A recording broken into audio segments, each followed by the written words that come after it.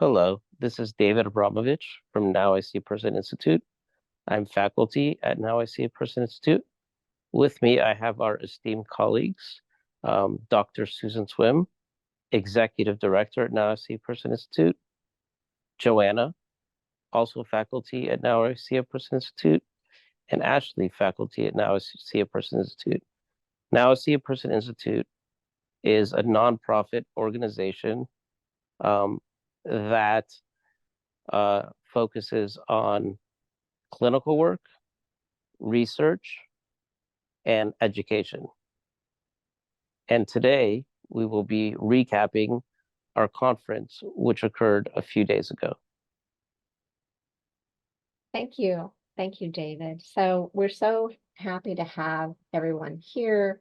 We had quite a panel on Sunday, and currently we're wanting to host conferences to reflect the work that we have been doing over the past 4 decades, but especially probably over the last 2 decades. I just want to talk a little bit about who I am and what I do. And I was very fortunate to be in the field early on when marriage and family therapy wasn't even a licensed field in Texas.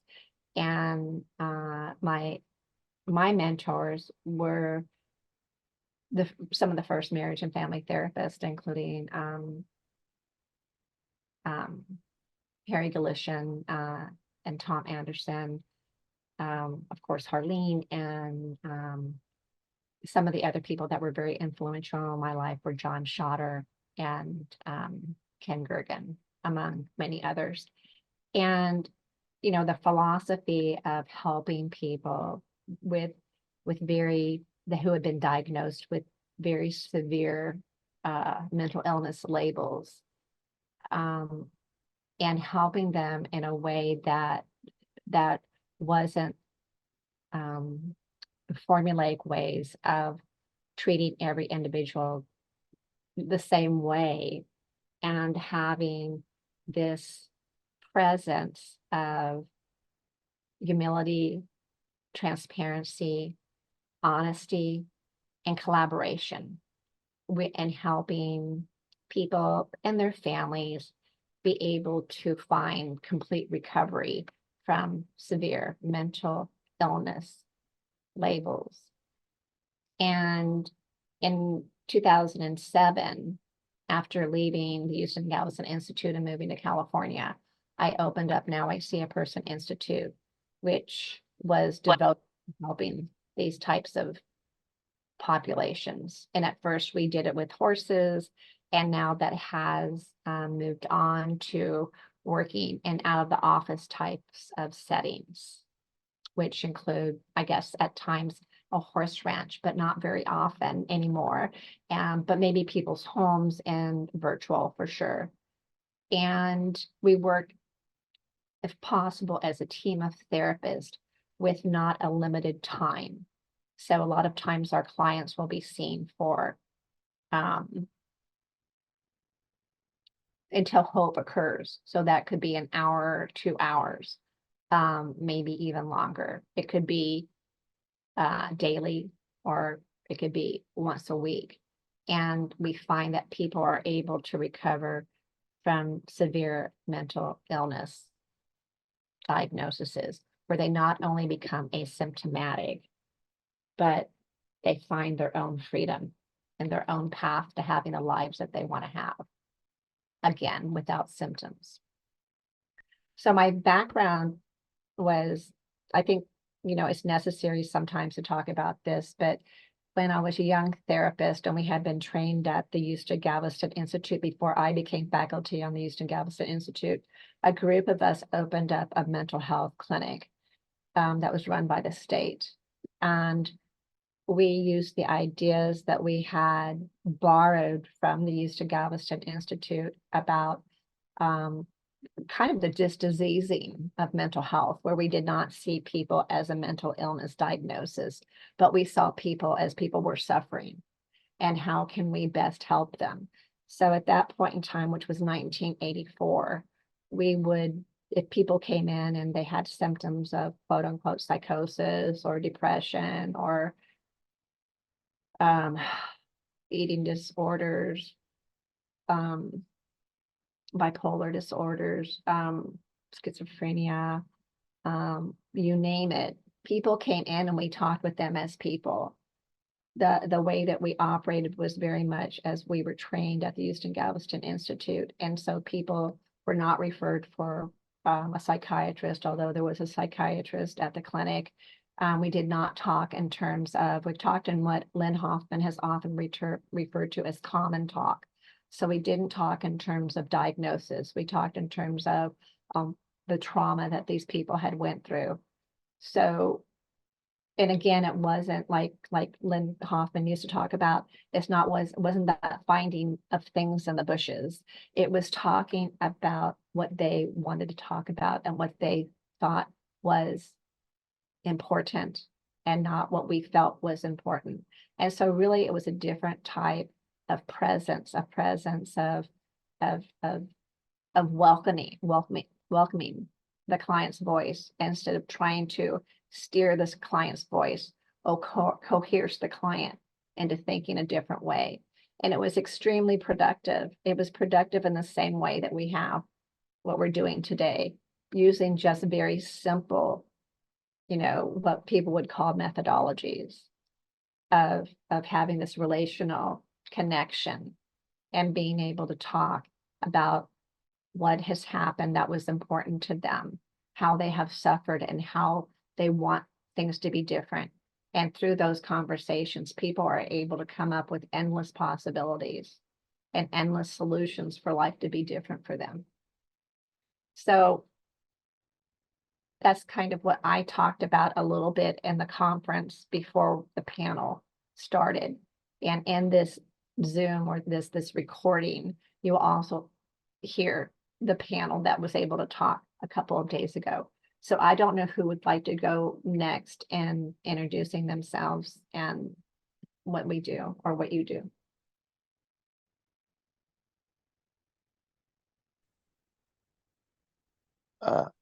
I will go. My name is David Rovich, like I said, and I'm also faculty and RC a person, and I've been a member for past decade. And prior to coming to Now I See a Person, I was an attorney and saw nothing but despair. So I went to graduate school to study clinical psychology with my eyes wide open and with a bag full of promises and hope. And when I got to school, that gradually changed when I experienced the fact that what was being taught was that people were diagnoses and they would never get better.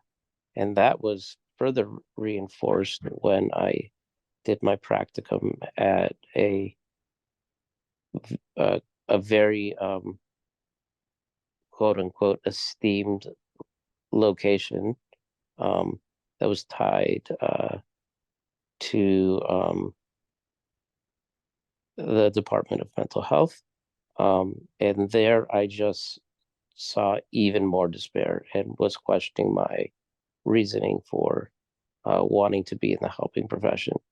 I abruptly left and found Now I See a Person serendipitously. And that was a place where my heart grew and my supersonic hearing also grew. And they kind of collided. And I saw people getting better every single day. And I saw the proper way of treating people that came before us, how they should be honored, and how they were the experts. And at first, it was a very difficult process for me because I was used to giving advice as an attorney. But slowly, very slowly but surely, I opened up my heart and my ears, and I learned how to listen, and I watched miracles happen before me. Yeah, that was beautiful. Absolutely a beautiful statement. Um, I'm not sure if our other two panel members could introduce themselves and say something, but uh,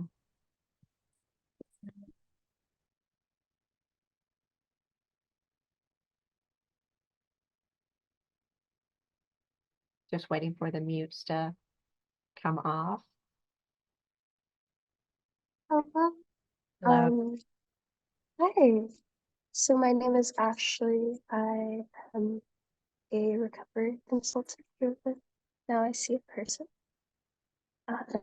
And this institution is very, very close to my heart because I have experienced firsthand how you've, like, not only through working with the horses, but also through the collaborative dialogical practices, how we've been able to open our hearts together, not only of the people that we're seeing, but also our own hearts, and break free from labels of mental illness and start becoming excited together about things that make us human and have this beautiful process of reintegrating nature back into our life and what is natural to us. Thank you so much. And then, last but not least, hi, Joanna. Hello. So my name is Joanna Buchans. I'm a licensed marriage and family therapist. I've been working with Now I See a Person Institute for a little bit of time now, and it's been very different from all the different sites I worked at, from psychiatric centers to private practice. And I did a little bit of traveling abroad, and when I came back, I wanted to continue the mission of Now I See a Person Institute with helping to create courses for clinicians to learn collaborative dialogical therapy. And we're encouraging that learning process internationally for therapists to learn about this and more ways to help people that offers true recovery. So that's kind of our mission here and my role. Perfect. Thank you so much. So a couple of days ago, we had a conference called Normalizing Ourselves for the Clients, Freeing Ourselves and Finding Freedom. And we had a number of former people who had received our services and also recovery consultants. And I don't know, Dave, if you would like to talk a little bit about recovery consultants.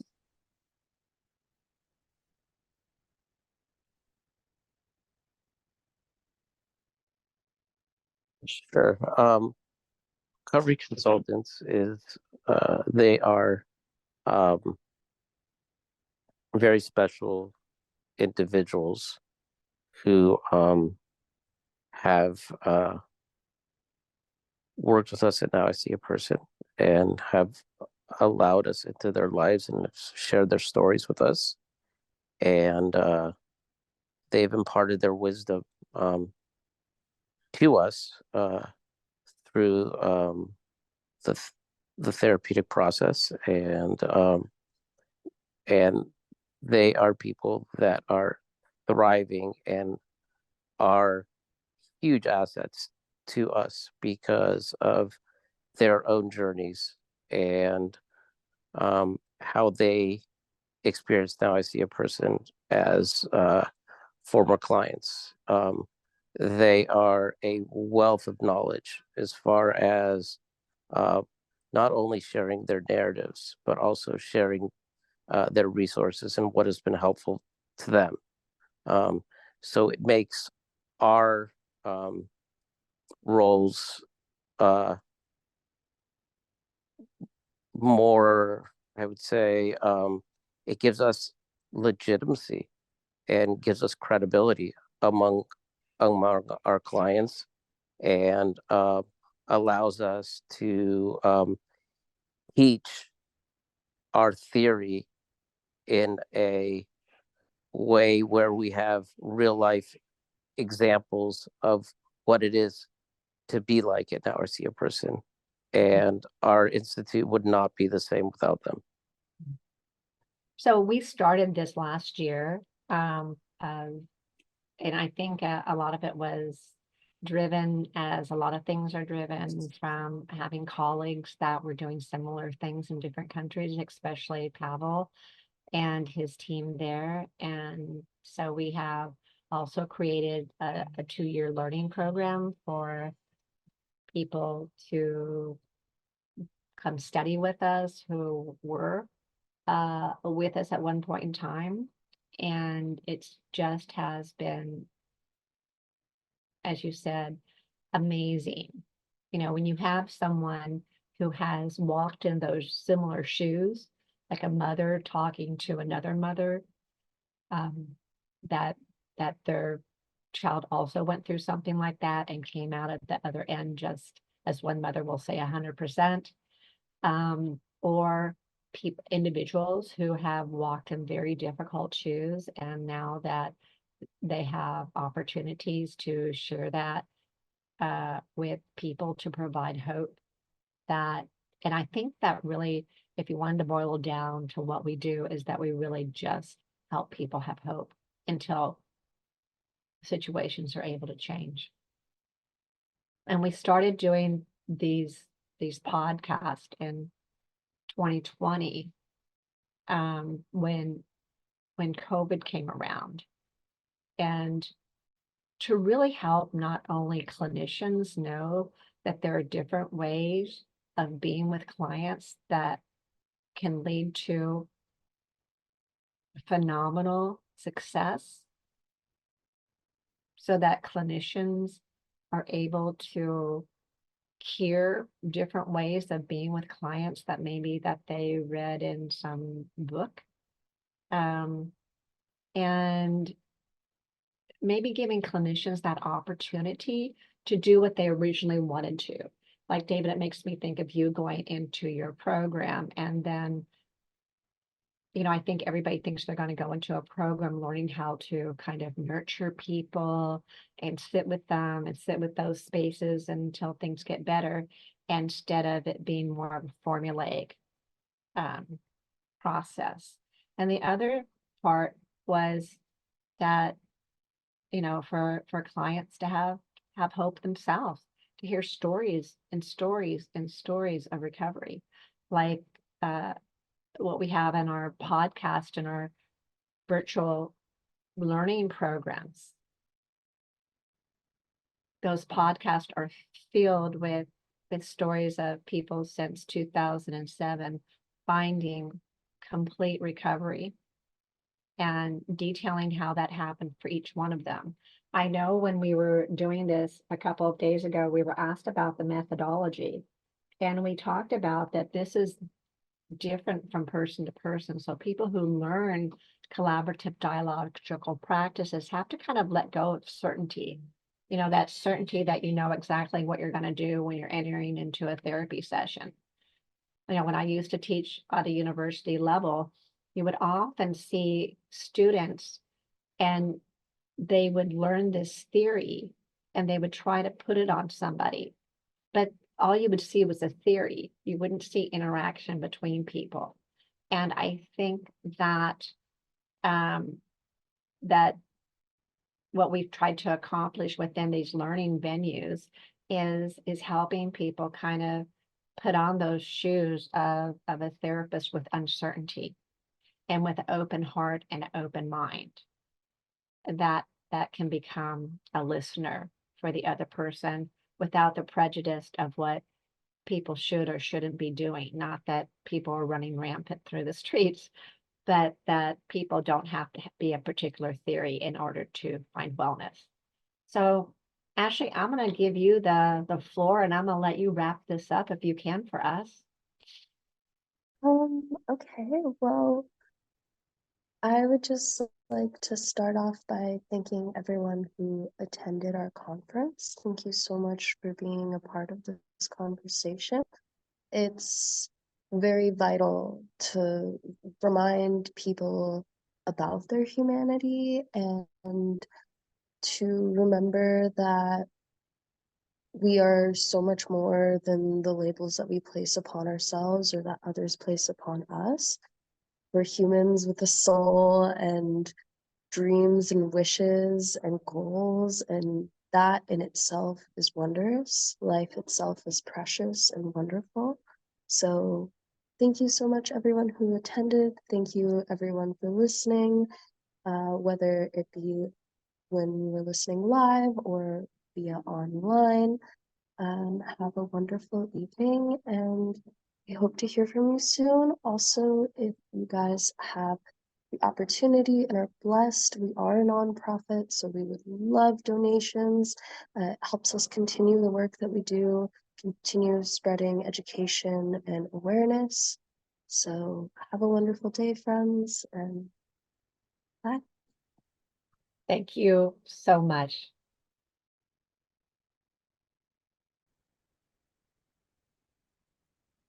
Okay. So I was just sharing about my first day on the ranch and getting to meet Dr. Swim for the first time and being so surprised that I didn't see someone in glasses and a pantsuit, but someone in like cowgirl boots and very relaxed and approachable and comfortable. And it was just almost like immediately easy for me to be able to talk. And it wasn't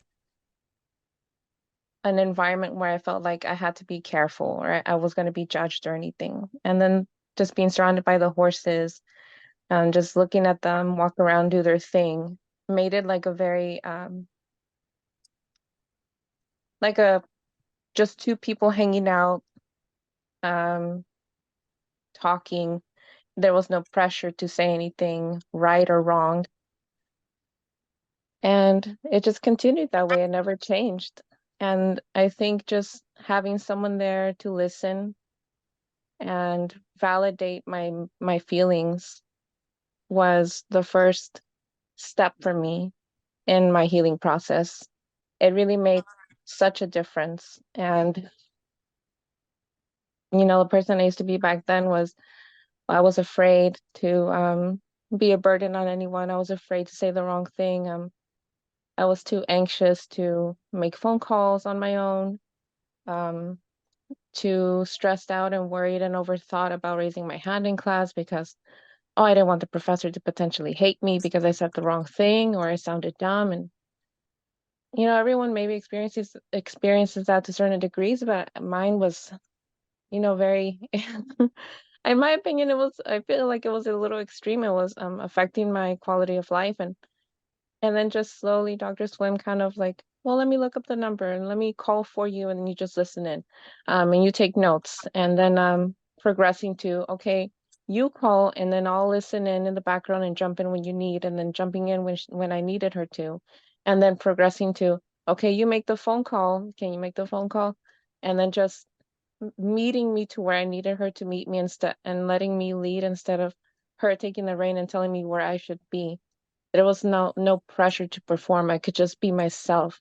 And I was allowed to grow and be a stronger individual at my own pace. And now I'm happy and excited to help other people do the same thing. People can change. People can grow. That's not who they are. And knowing that now I'm not that person. I'm not someone that's anxious. I'm not all of these things that they would have lumped me on up as, and just knowing that I'm a person that, yeah, I came from traumatic experiences, but they don't define me. I'm happy to say that. And I think I'm a success story.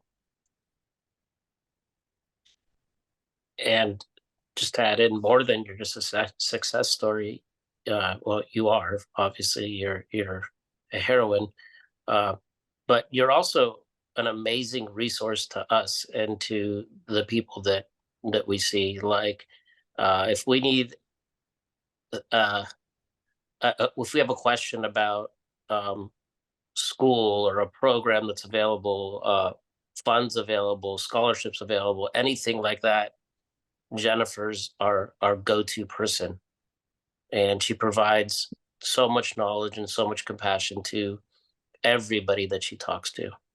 So she's not only transcended her own situation, but she's imparted her wisdom on so many people, and her caring nature, and she's amazing, truly. Yeah. And then just to share a little bit about what's happening currently where I work at a college campus. Going from someone who couldn't make a phone call on her own to now suggesting things to the people that are supervisors or in charge of my department. And now last week I just organized this closet for parents to come in and bring their children's gently used clothes, and for other parents who need them to take them free of charge, and then suggesting to make flyers and organizing the closet myself. Like, just that, old me would have never done that. I would have just thought of it and just kept it to myself because I would have downplayed myself and thought, oh, nobody cares about that. Oh, maybe there's not enough money. I didn't think of it like that anymore. I suggested it, and then just seeing my suggestion come to life, to fruition, it's I don't know, it gives me so much joy. And I hope that people that are feeling the same, like downplaying themselves and thinking, oh, nobody cares about me, I don't care about me, or negative things like that, that it's possible that your life doesn't have to be that way. You can grow from that. You can grow past that. I want other people to feel this joy in themselves, and that life is not written in stone. You can write it yourself, and you can make it whatever you want it to be.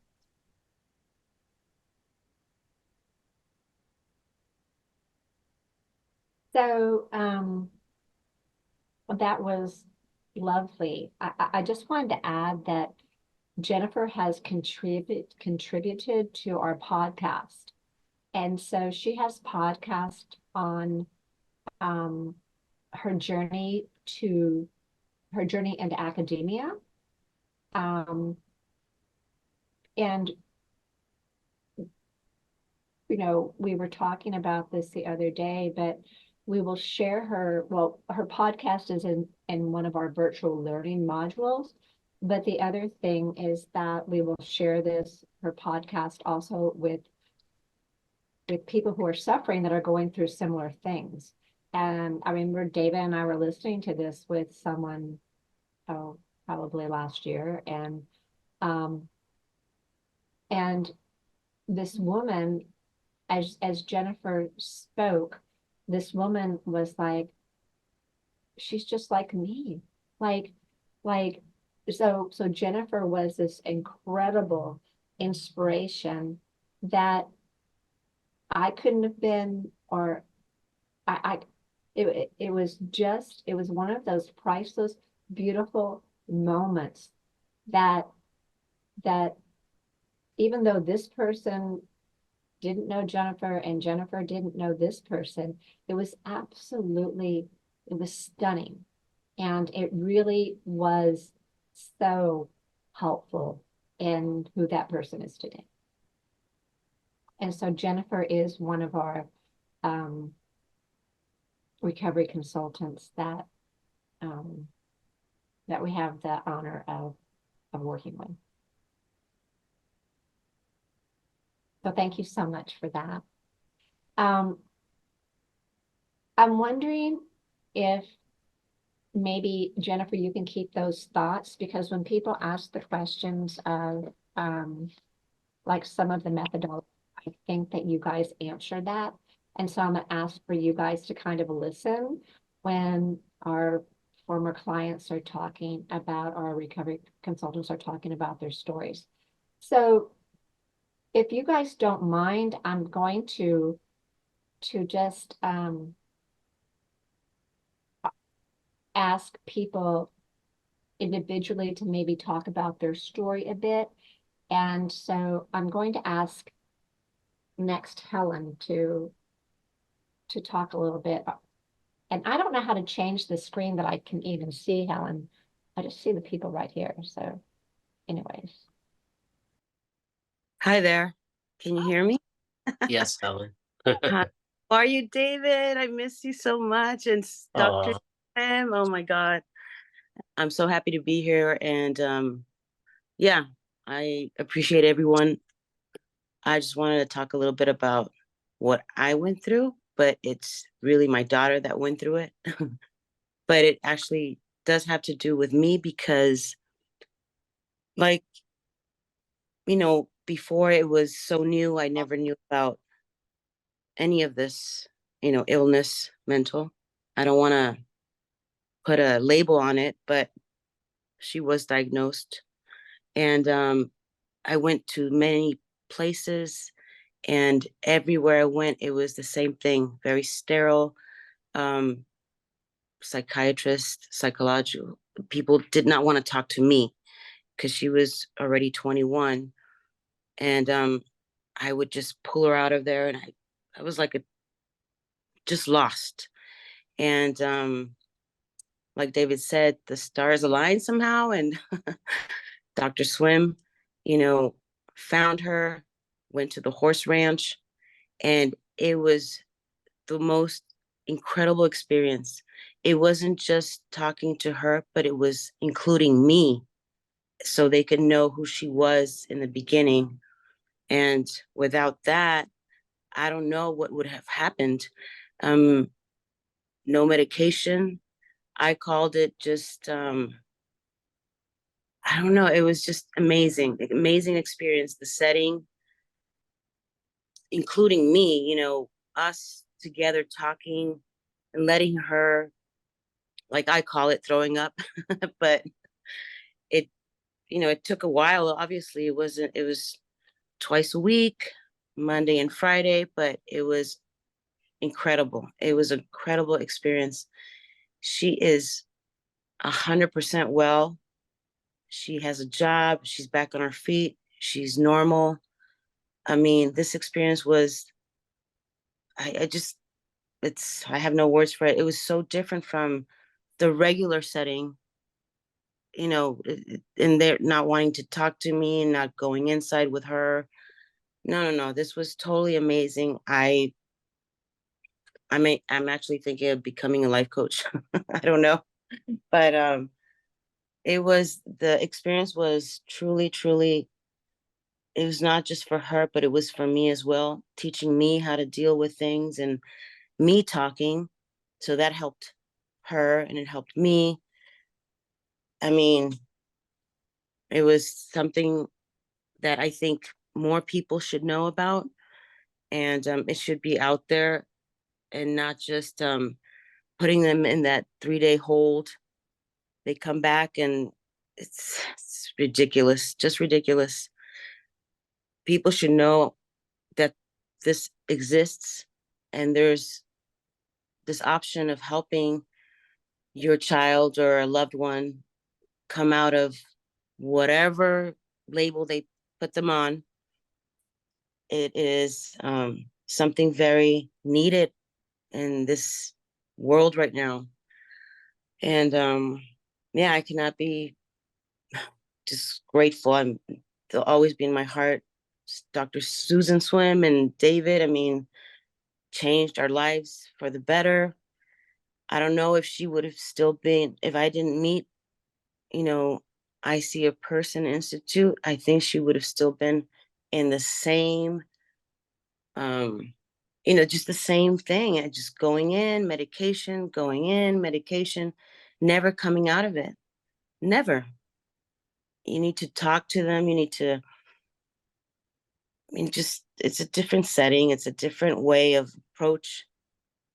And yeah, we're still learning every day. And I do take her now to the duck park, and we're learning how to just go out and meditate and walk around and talk.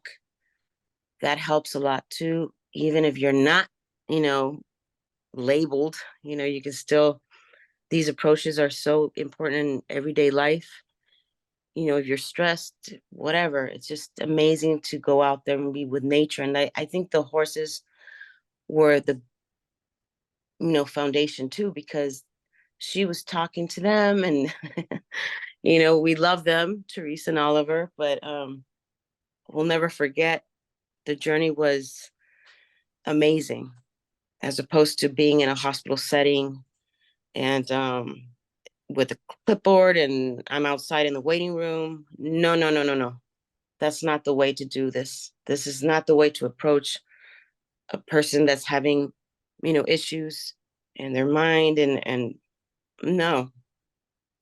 That is amazing what we went through and yeah, that's what I can say.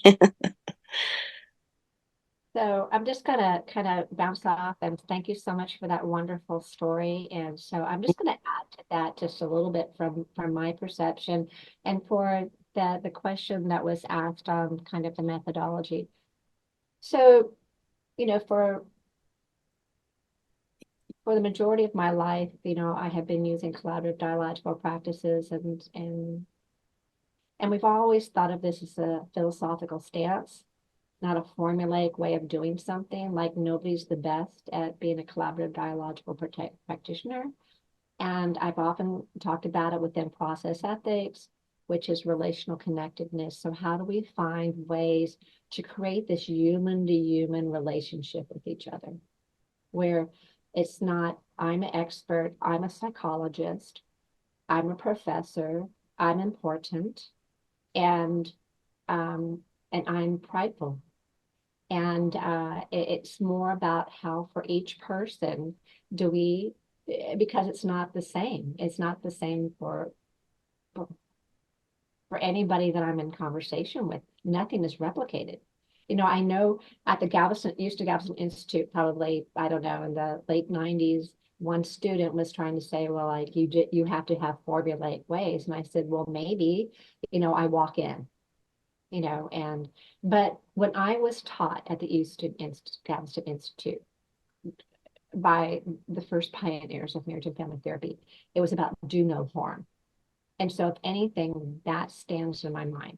I will never disrespect somebody. I will never dishonor somebody. I will never cut somebody off. I will never make somebody feel worse than when they first came in. And so when you have some of those things out of the way, it gives you so many ideas of what you can do. And so relating to everybody is differently. And I remember with this mother and her daughter that we had some interns at that point in time that were there. And I would say things like, it's going to be okay. It's going to be okay. And I know how hard it is. Well, I don't know how hard it is, but I know that it is hard because I could see it's a hard time. And I remember one of those students like being very like, what, like, how could you say that it's going to be okay? Because I know it's going to be okay. I have seen hundreds of people go through the same types of things, and it's okay. And it's a frightening situation. So why can't we talk about that? I didn't have to know exactly why these things happened. Like Lynn Hoffman used to talk about the thing in the bushes thing, like as if because I know everything that happened to this person that is going then to lead me to, the treatment plan. Like, it's about relationships and being in conversations and people leaving with hope in some direction. I know with Morales iPhone that we were able to like people can call us at any time of the day or night. We are available. They get us. They don't get a recorder. They don't get an answering machine. They get us. And if we have to call them 5 times that night, then oh well, we didn't get much sleep, right? But it's not something that at all happens all the time. And but I think, and maybe Helen, you could answer this. I think knowing that there is somebody there somehow gives you support. Is that correct? Definitely. I remember in the hardest of the times, we were talking on the phone and I was crying. I mean, you were helping me to, and it was amazing because nobody else was saying, it's gonna be all right. She'll never go back. She's gonna recover. But you were helping me as well. And then next day, we'd go to the ranch and then she was talking and gradually, she just, like you said, she's gonna wake up. And when she does, she'll be fine. And she did. She woke up and it was close to her birthday. And all of a sudden she just, and mind you, she was on man, I remember when the first time she was, before we met you, I was going to the church and I was trying to get a priest to come over because I thought I needed an exorcism. And they never came. It was, I was just like lost. But when I met you and David, it was something so different, so unique from every other place that I took her. And yeah, I stuck with it. And not only that, it was because you were not just talking to her, but I was included. And you were talking to me, David was talking to me. It was just like a family, like something that needs to be done with families together, support system, strong one. And the only way that families can do it is them getting help as well. It just can't be the patient or the client and the psychologist or the psychotherapist. It has to include everybody, so we all learn together and we all have that patience and understanding of what's going on. That's the way I saw it, and that's the way it is still. She keeps asking me to if we can go back to see the horses. I'm like, oh well, okay. But now she's busy. She's got her job and she's back on her feet. And yeah, this was, it's very important to me to let people know that this exists and more has to, you know, come. It other people have to do this. Professionals like you and David and other psychologists and psychotherapists, they should do this alternative. It is very important. I think it works 100% better than the regular, I guess, one. I don't know. I just think that this was an um amazing journey. I learned a lot, and now I do see people different. We have a lot of homeless and people that are walking around the streets, and I'm literally approaching them and asking them, "Do you need help?" And they start talking, and that's what they need, is to be heard. Um, yeah, this I see a person institution for me is, and it should be, shown everywhere. People should know about this and share about it and talk. That's the way to heal, is talking, and no judgment, just listening, and know that they will get better without going into that 3-day hold or taking all these meds. Medication's not going to get you out of it. It just keeps you in the same loophole, and then more medication because you have this, you know, side effect, and then more medication. It was nonstop. And I said, no, this is not right. The side effects were horrible. She was not herself. It was just horrible. But I'm just grateful that you know, you exist and you're telling the story and other people have to hear about it. And as a mother, I mean, it was really, really, really terrifying and heartbreaking to see my daughter going through this. But she's out and she's on her feet again. And it's all because, you know, you, Dr. Swim, and David. I can never be more grateful than that. I mean, you're in my heart forever. Thank you. And what you're discounting is what a wonderful mother you are and the unconditional love and support that you provided your daughter. I mean, that can't be discounted. So just that's first and foremost.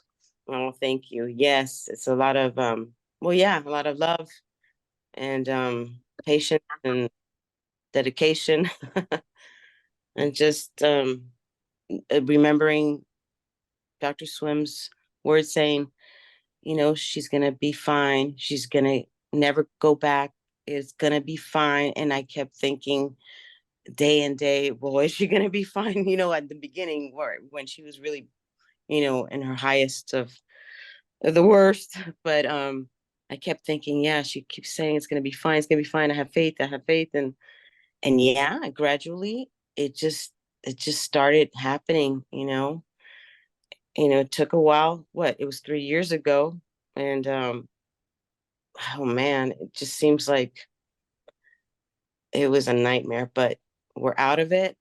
The rainbow's here, and I'm telling you, this has to be learned from people that want to get into this career and take that approach, you know, and not just be in a hospital setting, you know, and not include family members. That to me was horrible. You know, oh, she's 21, so you can't, you know, see or talk or see what our um you know what they're doing with her or anything like that. I'm like, she's 21, but she's my daughter and you don't know her. So how are you gonna just take her to that room and leave me in the waiting room and just, and then they, yeah, open the door and she's out with a whole bunch of, you know, prescriptions. And it's like, I'm lost. I don't understand this system. It doesn't make sense to me. And yeah, that's not the way to go and help somebody that's going through, you know, mental issues. I'm not going to label anything, but yeah, it was a lot of labels. And when they give you those labels, you look them up and it's even worse.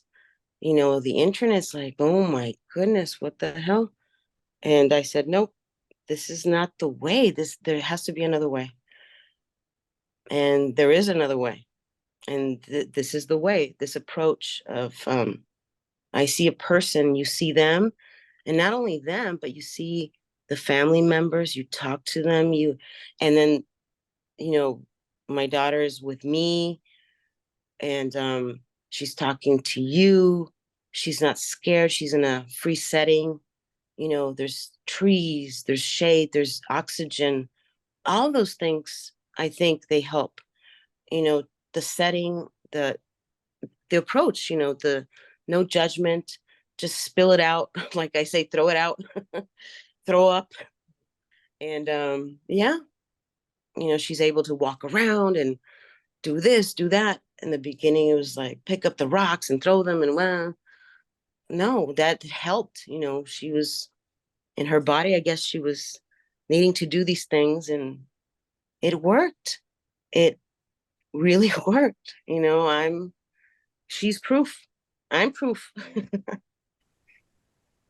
You know, and I want to echo what David said. Um, I want to echo what David said about the support that you had for your daughter. It was such a beautiful relationship to watch. And we have a couple of people that are going to have to leave, but thank you everyone that Thank you so much. but for me, it was your hope too that uh did did you leave? No, there you are. Okay, it was your hope too. You know, you had Yes.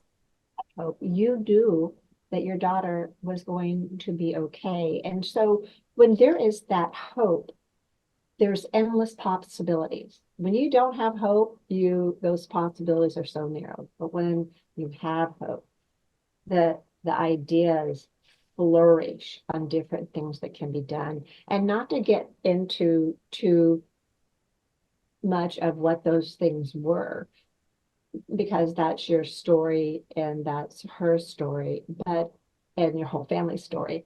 But it's self-tailored to each family member. So again, it's not a formulaic way of being. It's a way of being and having that trusting relationship and collectively finding opportunities that are helpful instead of, and it's a we thing. It's the family and us. It's not where we're expert and somehow we are so clever that we can walk in and say, this needs to be done. And it's all over, things are going to be fine.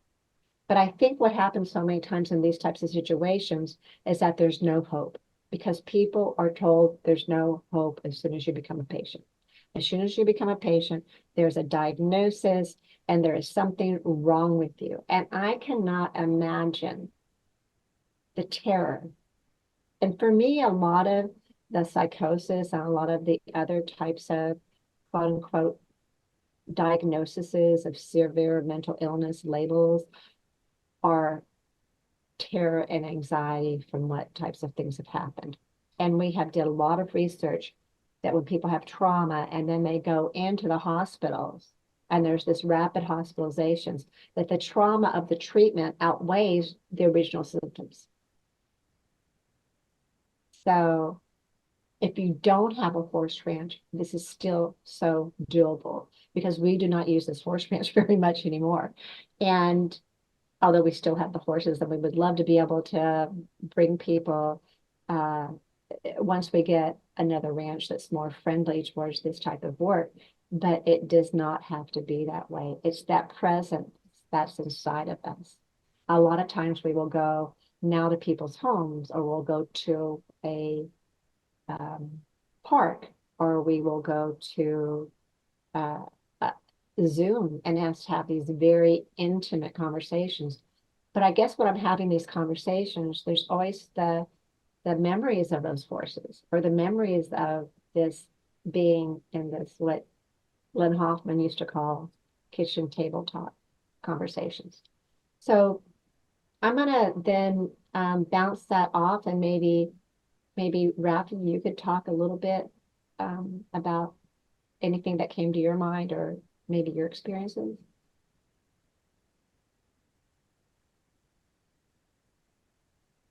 I don't know if you can still hear us, Rafi.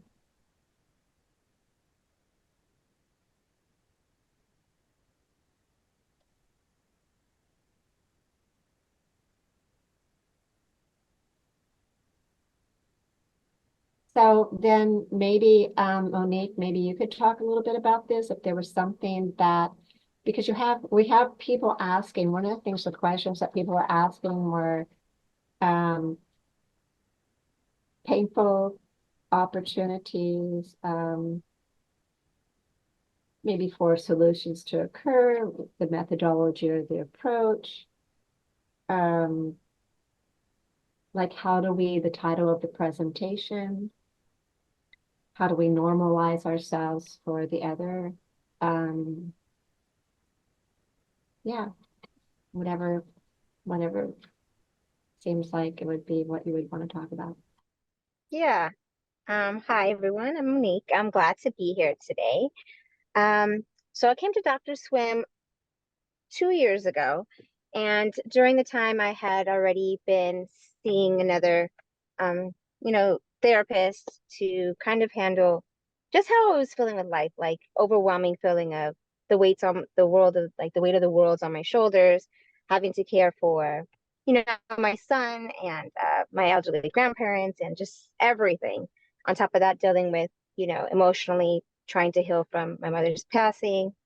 So I was dealing with a lot of like anxiety, feeling like I was always worried about the future and I couldn't get over the past. And it's kind of just stuck in those emotions of not knowing how to navigate how I feel and feeling like I was basically going crazy. And with the normal kind of therapy, that's how it kind of made me feel. It was like, okay, well, your father had an alcohol problem and you drink now. So because of that, you're now going to have this disease as well. So now here I am thinking I have a disease and here I am going to always have anxiety, always feel depressed. And yeah, just take this and take that. And I've never been the type to, I don't take aspirin. I don't really believe in kind of pharmaceutical medicines. I've always been a more holistic approach of doing things, of how I can tap into different resources of feeling better and navigating my emotions without feeling I had to medicate myself. Um, so meeting with Dr. Swim and also with David was just a like breath of fresh air for me. It was just completely made me feel so comfortable for me and my son. I was dealing with a lot of different like legality situations and just a lot of things that I had was like overwhelming for me.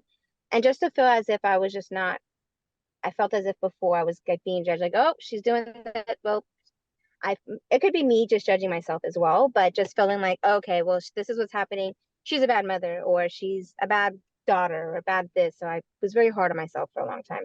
So being able to just express myself with them and understand that they're also human as well. And even when I would, share a story of what was, happening or what I had previously went through or things like that, to understand that they also have, they're human as well and they have family and they have their own problems that made me not feel as if like, well, they went to school so they were able to graduate and they now are the masters of healing and they are healed and they're going to tell me what I need to do and they're like I'm below them. I didn't feel that way. I always felt as if everyone goes through things. I don't feel so crazy anymore that even my own therapist can be dealing with whatever they're dealing with and make me feel as if like it's okay and how I'm feeling is okay and I don't have to like be ashamed of everything or feel guilty or like beat myself up about things. I've always felt really comfortable with that. So being able to express myself, being able to, learn how to just kind of be more present in the moment and be okay with like be okay and taking happiness for what it is. Was at a point in my life where I was afraid to be happy because I was afraid when was the next bad thing going to happen or looking through the past and just with everything. So being able to speak to them and know that it's okay to feel these emotions and being able to process them like, okay, why am I feeling this way? Why am I feeling overwhelmed? Why do I feel like I just want to like just hopeless kind of those situations and being able to just reach out like, hey, I'm not feeling good or hey, this may be happening or not even knowing why I could be feeling a certain type of way that, I could just be worried or just overthinking or, I've learned now kind of how to navigate my thoughts and be okay with not being okay at times and feeling better and knowing that, there is like a light at the end of the tunnel and it's not always going to be so highs and lows. Like I've always felt as if with life, I've always kind of been in survival mode where it's always like flight or fight, like something's going to happen or you have to just be ready to have the gloves on. Not feeling that way anymore, feeling more at peace. I feel at peace. I feel just this overwhelmed sense of, even when there could be something intense happening in my life and I don't know how I've been able now to just, it could be the craziest thing happening and I could be like, it's okay. Tomorrow's a new day and it's going to get better. And it could just be in the middle of the storm. And instead of just feeling like the storm is just going to wipe me off, I'm like, okay, after the storm, there's going to be a rainbow. So just go through the rain.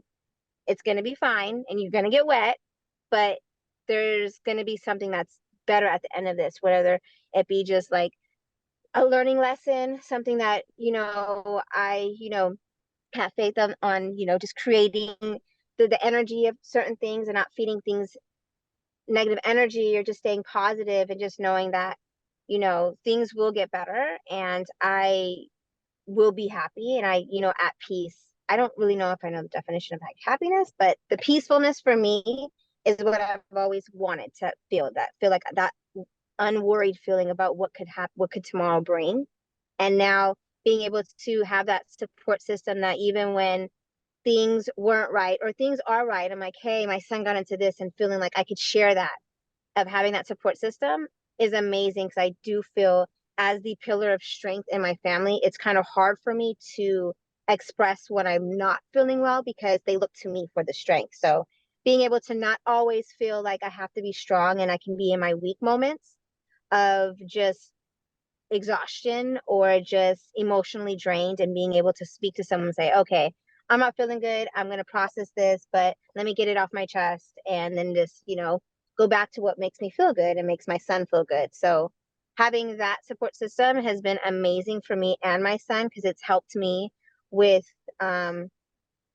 just guiding the youth in my career, and being able to help them process what they're processing, and like going through that with them and saying, okay, helping guide based off my own experiences has been an amazing journey for me. And I'm forever grateful, because I before I wouldn't know how to navigate through all this things that happen to life, that seem to always life happens. And now I feel like I've been able to kind of heal my trauma, and been able to kind of grow from that into like just the better version of me that I've always kind of thought knew was there, but I just didn't know how to get there.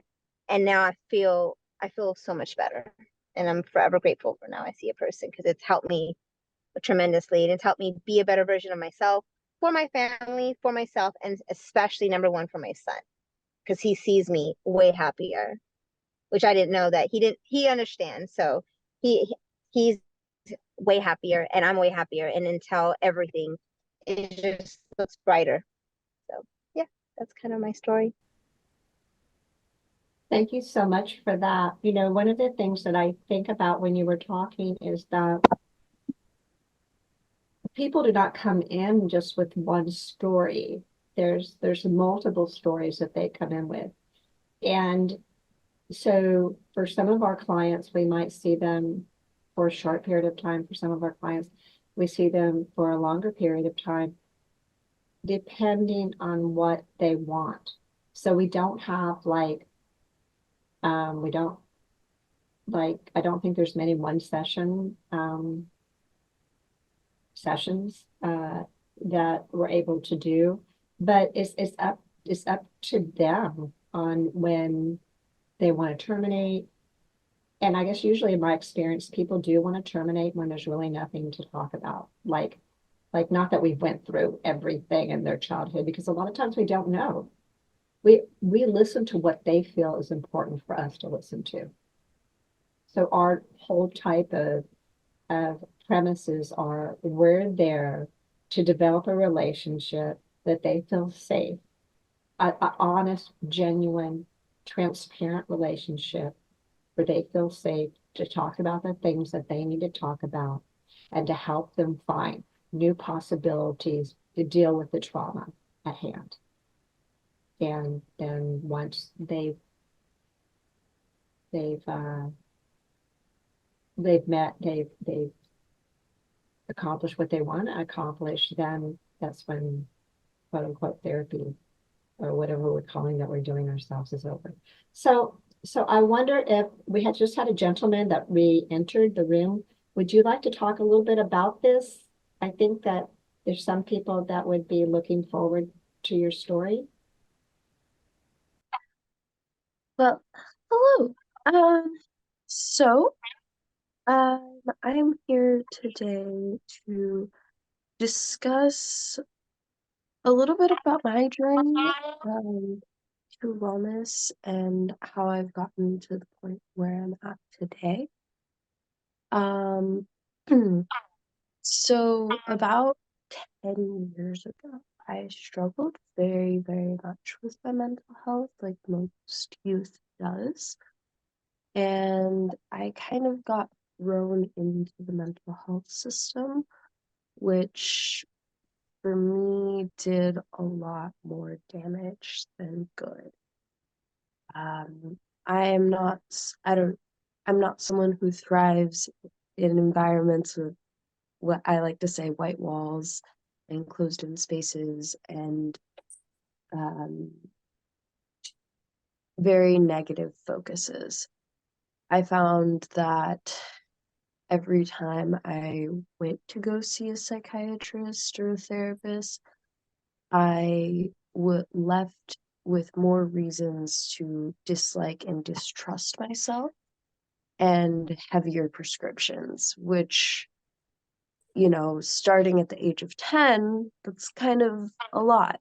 And then also considering around that age range, I was also going through things like puberty and adding medications into that mix kind of made me go haywire.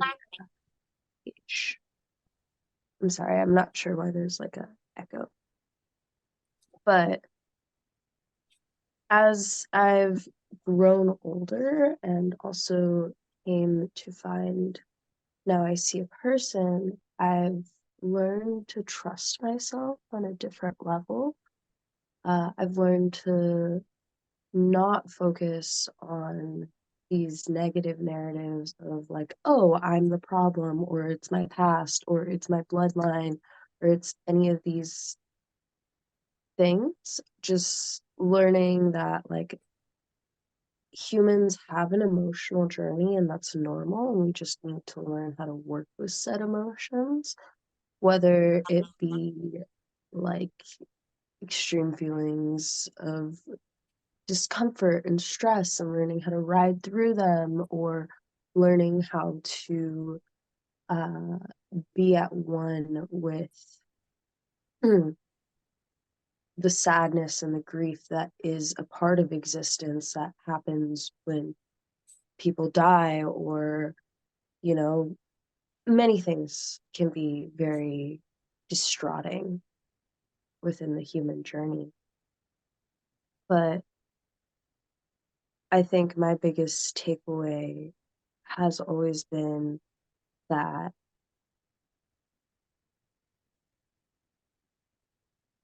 our emotions should not be fully identified with, they should be fully felt, but we shouldn't cling on to them and assume that because we have felt intense grief that the rest of our existence is like that. And that our emotions can also be a superpower. And everyone has their own journey in discovering how to work and alchemize these darker emotions of grief and loss. And for me, it's been a lot of the creative process. Like I've learned to be more accepting of certain feelings and then allowing myself to put it on a canvas or within writings. It's very self-tailored, and through my journey, I have been working with Now I See a Person to not only share my story so that people can feel not alone in this process, not alone in the dark, because it can feel awfully lonely. It can feel very, very lonely when you're either someone who's suffering or someone who's trying to help someone who's suffering. Because, like was stated before, these mental health narratives are really intense, and a lot of a lot of the current systems at play kind of sell medications as a god. I mean, I don't want to say as like god, maybe that's a little bit intense, but they sell it as the only cure, and that's not true. And these medications can do a lot more harm than good. I know personally for me, like when I've been studying like my own behavior and like since being off my medications, like whoa, like I didn't realize how many things I could just feel by being quote unquote sober. And not having things that literally just numb you out, because that's what a majority of the medication does, is it just numbs people, and then people go on this journey of seeking feelings still because they're intensely numb. And at least that's my experience, was I was just very sedated at a really young age, and then I became really self-destructive because I was so sedated that I couldn't feel anything and was seeking out emotion or some kind of feeling in general. So yeah, it's been a long journey, and I hope to help people, and I hope that to at least be a voice of reason in saying that, like, you can ride out the really hard parts, and it will be okay, and you can make it to the end of the tunnel. And even with things like going through heavy withdrawals, which people do go through intense withdrawals with medications, or even substance abuse, like, you'll make it out the other end. I know that, like, within the process of getting off my antidepressants that I was on for, gosh, almost like 6 or 7 years, getting off of them was like, it was really intense. And I felt like my roommate, who was going through, who I previously lived with, not at the same time I was going through this getting off detoxification, where he was like up for days at a time and then like down for days at a time. And I went through a similar process with these antidepressants. And yeah, I just would like people to know that you can get off of them and it will be okay. You can feel things about your medications, and they can't sell happiness in a bottle, even though that idea sounds really nice and it would be really awesome to live in a world where you could just get happiness in a bottle. It's even better the reality we live in, because the happiness can be found within yourself once you make it through the negative emotions.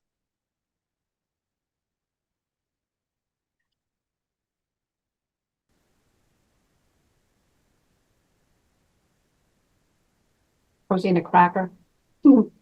Um, so you have did a few podcasts for us before, and you're also one of our recovery consultants, along with Helen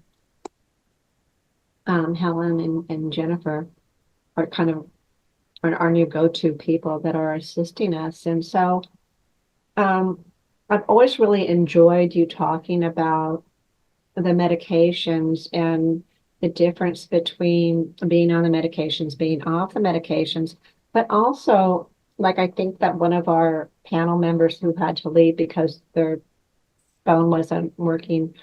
And these are things that he talked about on the Mad in America podcast. So I'm not going to be saying anything that's confidential. Is also on our website, his podcast. But he had a daughter also that went into a hospital when they were very young, and they were told from a very young age that they were diagnosis and they would have to take medicine for the rest of their life, and that it was like just having heart disease or diabetes, and that it was something that there was no cure for, but they could learn to somehow manage the disability. And you had talked earlier about this almost becoming a club for, because when you're going in and out of the hospital and you're going in and out of seeing psychiatrists and your medication is being changed frequently, and you're being told in therapy to uncover this rock and go to that rock, and maybe it's this rock, and trauma is just swimming around in your head, that it's easy to latch on to other people that are going through the same things, and that your whole life becomes talking about negativity and about death and about nobody getting well. And I thought maybe you could talk about that just a little bit. Yeah, I mean, most definitely, like, there is kind of like this underground or common denominator that happens within people that have been through the psychiatric system. Because you live such intense trauma and are kind of in a way trained to only converse about the negativity going on in your life, you have this common denominator of I guess trauma bonding. Within psychiatric hospitals, it's a common practice to do group therapy where everyone sits in a circle and just hashes out everything that has ever hurt them. And it becomes this game of, all right, who's the most messed up and who has the most reason to be here. Humans are but first social creatures. So we try to identify with some sort of group. And when you're told you are an outcast or given such label of, you know, anything within like psychosis or depression or bipolar or anything labeled as insanity, then it becomes kind of almost a game of who's the most deserving of this title and um who's the king of the outcasts, who's the craziest in the bunch, who's the most of something. And that's something that happens within any group. If you look at sociology, there's always going to be some kind of like a um hierarchy that's established within that. So when you put a bunch of people in a space, force them to focus on their negativity that's going on in their life and why they're there, and that, and essentially reward them for being the most hurt and the most damaged by giving them more titles, more medication, more attention at the bare minimum, then it kind of reinforces all the negative habits within everyone else. And that was something that I personally saw and experienced, and even like not just within group therapy, but within like uh, college courses as well, like in art courses, because I do have a degree in the arts as well, um, where certain students would still kind of cling to these mental health narratives, and then they would almost like form some kind of group within the class of oh, this is how messed up we are, we're just the messed up bunch, and our art is all about how much we hate ourselves or how much we hate existing. And it's a really interesting paradigm to not only observe but also exist somewhat within or live through, I guess. I don't want to say exist within. But it's a very damaging environment to be in because it reinforces very, very bad thought patterns and habits and self-destructive behaviors. And instead of focusing on what's actually helping, they're focusing on what's making things worse and are rewarding the worst behavior. You know, And I'm just going to add into that is that I think what happens is because so much of your young life is cut off and in your peer group are people that have severe psychiatric illness narratives, and that becomes their life of talking. So instead of talking about, hey, let's go to the mall, let's go to Six Flags, it's like, well, I think each person will be comparing like how they're doing, even when they get out of the hospitals, and that continues. And what we've heard clients say before is that when they step out of those narratives and they see themselves as a person and no longer a mental illness narrative, that their friends leave them because they they it's almost like you're abandoned by the people that you knew so intimately from that, if you want to call it trauma bonding or bonding over similar themes of what's important to you. And a lot of those similar themes become like, who was the most suicidal this week? Who had the most seasonal affective disorder and wasn't able to get out of bed? Who had this? Who had this? So what you had before, just like Preeti was saying in her book, what you had before where you were a person that went through trauma, that once you go into the system, which is the system of psychiatry, the system of psychology, she calls it law as well, David, because of course it is all governed by, um, those types of bodies, that from then on you learn a new language to describe yourself. You no longer to describe yourself as, gee, like I don't like getting out of bed on a cold morning, that I have this and that prevents me from being able to get out of bed. So your whole functioning, your whole self-identity, they change. And it's very insipid. It's very gradual. It's very like all of a sudden one day you have this completely different language that just is not benefiting you anymore.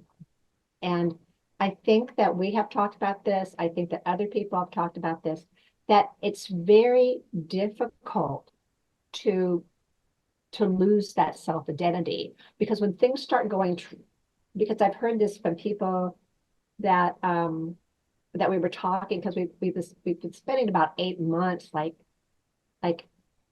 planning on these types of conferences that we're going to do again in a few months, but they'll say like, oh, well, my car broke down, and that, well, maybe I'm having a bipolar attack, or maybe I'm having an anxiety attack, or maybe I'm having this, when they're having what we all have, like, oh my gosh, I don't have enough money to pay for that, and so it becomes a big stress. And I know for myself, because I wasn't given a diagnosis, and God knows I could have. I mean, like as I think anybody can, that when those types of things happen to me, I think like, but it doesn't go any further. It doesn't go any further until I'm not functioning correctly. And I know how, like I was telling somebody the other day, my daughter came up to me, and you know this story, and she hugged me, and she said, your hair is starting to thin. And then she said, that's okay, you're just getting older. And I'm like, oh, okay. So, like it makes me kind of touch the back of my head and things like that. Like, words are so powerful. The social constructions are so powerful. And and leaving those social constructions and learning new social constructions around the peers that you still have has to be extremely isolating at first if that's not replaced. So I think that's why a lot of our clients, like this gentleman who has been on Mad America with us, that his daughter now is in a lot of different activities. She is in going to college and has formed new friends and is working and da da da. But when you're still like have those friends from those prior times, it must often feel uncomfortable. Yeah, it just, if I could piggyback on what Dr. Swim is saying, I think that one of the like reasons therapists and people that work at like EMH sites and what have you, um, sort of set up the system that way is because it parallels what they've learned in their universities. Because I remember when I was getting my master's, it was frowned upon not to participate in like a group therapy environment. So I didn't want to participate, and I was ostracized for not participating, for not being part of the club, right? So I think they sort of take that same paradigm and transfer it to their careers, and then they look at people in a particular fashion that don't participate, and the people that do participate and share about how badly they feel and share about their diagnoses and share about their symptoms and so on and so forth. They're the ones that get the attention and the preferential treatment, like Ashley was saying. And I think that the genesis and the inception of all that begins in what we as clinicians learn in school. And Chris, I don't know if you want to say anything about this, but I always talk about it, and I don't even know if you talk about it anymore. But I remember your books, from a little while ago, and when it came down to the title hate language, that's always something has went through my mind, that the things that we tell people about themselves aren't things that we would say to people. It was often things that we would say, don't like. Yeah. In real life, that psychiatric hate language would be considered hate language, or at best it would be considered very rude. But we wouldn't talk that way in a communal sense. If I look at what I think of as communal values, we wouldn't talk that way about people. Certainly wouldn't talk that way to people. And but it's a real concern, isn't it? Because it's since we've started this work, Susan, it's become popularized. And now people coming and they want to have a diagnosis. And I have to struggle with that. So I do something else, and instead I want to talk with people about what matters to them. I want to talk to them about what they love, about what pisses them off, about what really matters to them. And then I want to know all about that. And when you go there, you tend to all of a sudden you don't need to talk about the psychiatric label stuff. It dissolves. It Yeah. just dissolves. Yeah, to a great extent. I also wanted to, if you don't mind, one of the things I've seen in your work, which really excites me, and your work is a plural, your all of you. I've spent much of my career working with indigenous populations. Right now, I live on the land of the Sioux people. This land was never ceded to them; it's stolen land. And but they've been very generous to me. But one of the things I've learned from them is that their relational worlds include the animals, the birds, the rivers, the forests. It includes all of it, the ocean. And their relational worlds are in no way stopped as if we're just talking about human relations. And one of the things that I think that you and your people have pioneered is this work that happens with animals. And too many people can minimize that. And I think that's a shame. I've in my own counseling work I've done with people, I've worked with some people who almost their entire relational world is animals. And they're doing just fine. They do all right in that realm. And so I love the fact that you've been working in that direction, and your horses are co-therapists. But maybe better yet, we're co-horses instead. Maybe they're not co-therapists, we're co-horses. We're co-creatures with them, and we find our ways through life. Can I share a couple pieces more? I wanted to share some words I heard. I wish I'd done this more, but I have an illness and I had to rest. But external factors rather than internal factors. That's David. Learn how to listen, supersonic listening. Yeah, it's about listening. Worries about money. Boy, there's a lot of worry about money these days. Loneliness.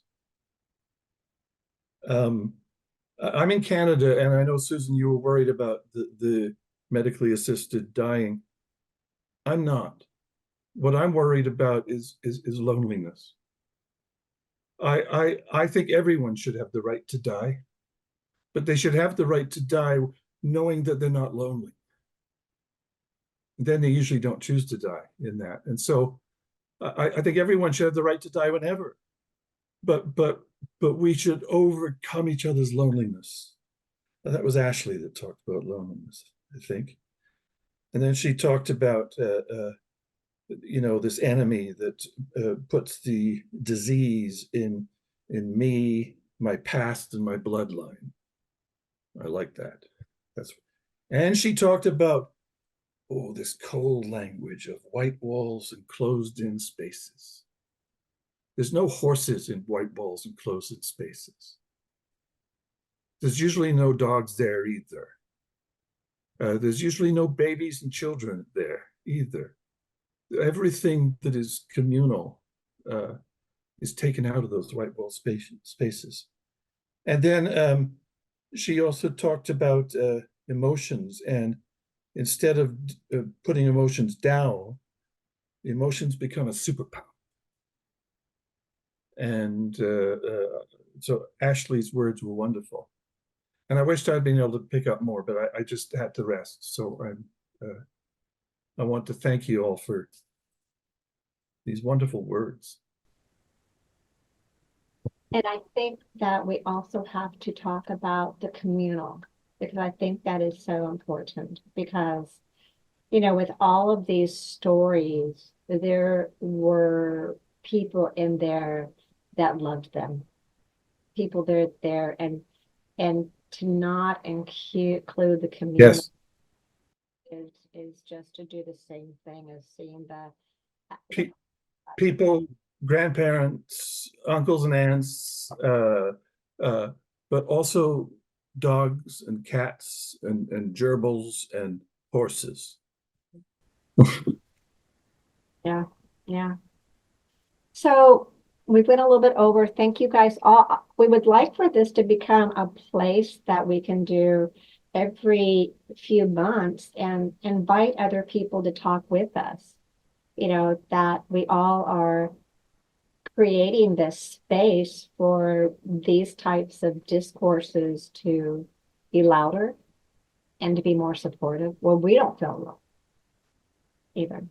And there's newness in them. So I think that you guys were just going to say something very quickly, right? If you guys look at your agendas and about the CEU hours, Joanna, for people that need CEUs, and then the type of training. Yeah, I can just say it real quick and then I have to head out. My babysitting hours ended. So I'll just briefly say it and then I think David can fill in that we have CEUs available on our website for those who need those hours, and it's a great place to learn more about collaborative dialogical therapy. And there's not many places that have, as we've uncovered, are teaching it.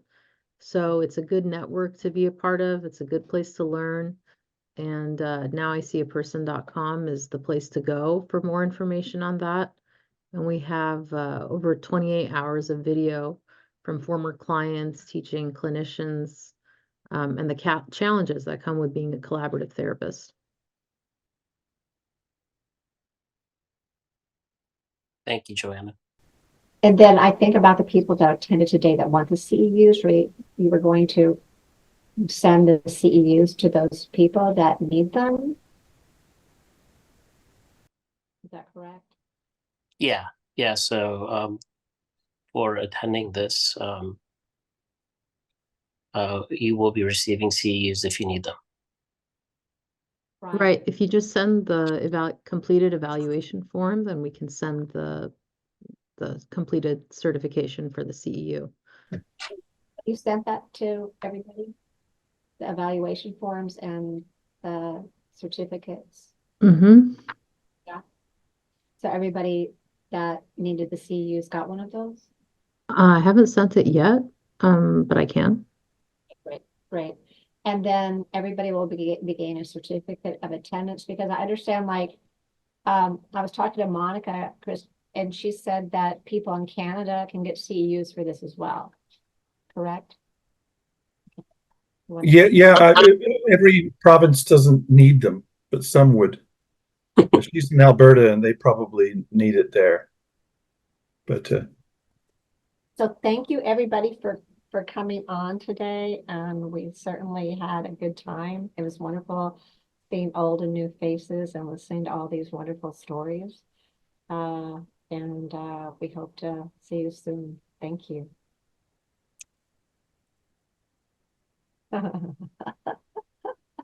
Bye-bye.